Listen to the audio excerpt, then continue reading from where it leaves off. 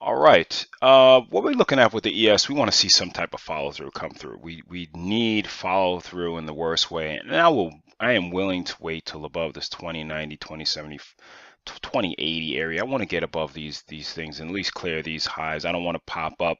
They inflate and then come to the downside. They sold into every rally, as you can see. Every time it rallied, they sold off. They didn't get higher, and then they buy really, really high today. Again, it gapped down and then really rallied up strong. So again, it was a strong day.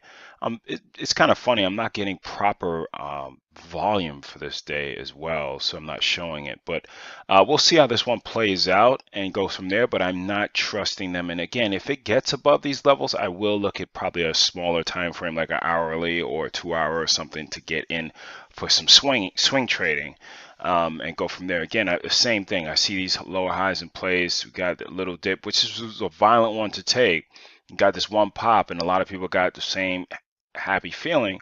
And I just want to make sure you get above these areas before I look to start putting any money to work. Again, I've been sitting on my hands regarding the swing trading and doing more day trading, just futures.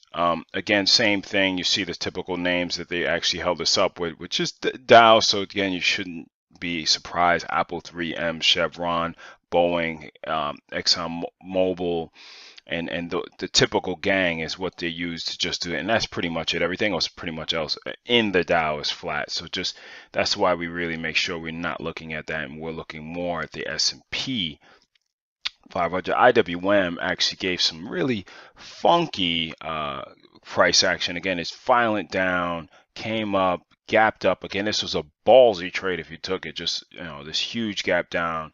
Again, you took the first buy signal and you took it up. So again, if you're in it now, you're just kind of like hoping for some follow through, so at least you could go break even, but you're still in the trade if you took it off of this bar right here.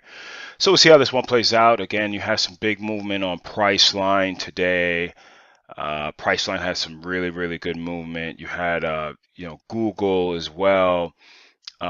This is around the 50% retracement of this swing, so it's holding that so far. But again, we need to see something to the we saw this lower high breakdown, and now we need to see some type of movement on the daily, because again, we want to make sure we're not not discounting that. Okay, we're 50% of this, and we've gotten out of this funk.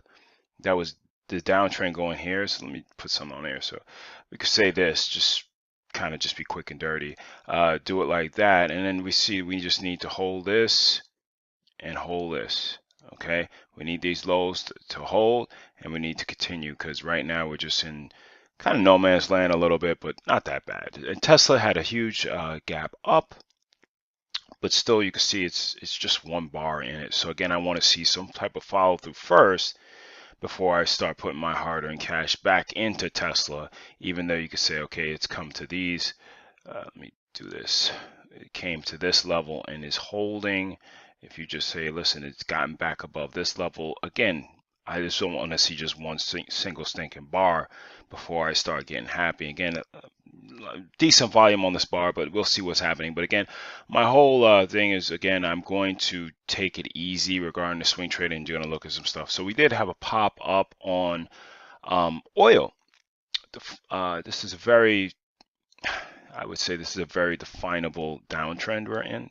And again, I would look to say, okay, it's gotten above this high, but again, I need a little bit more, quite honestly, before I start saying. So I would need it to clear all this rubbish right here before I can even look at it. And again, if you're looking at the swing, you can see that if you take the swing down from here to here, maybe it's above 50% for this swing from down here to here.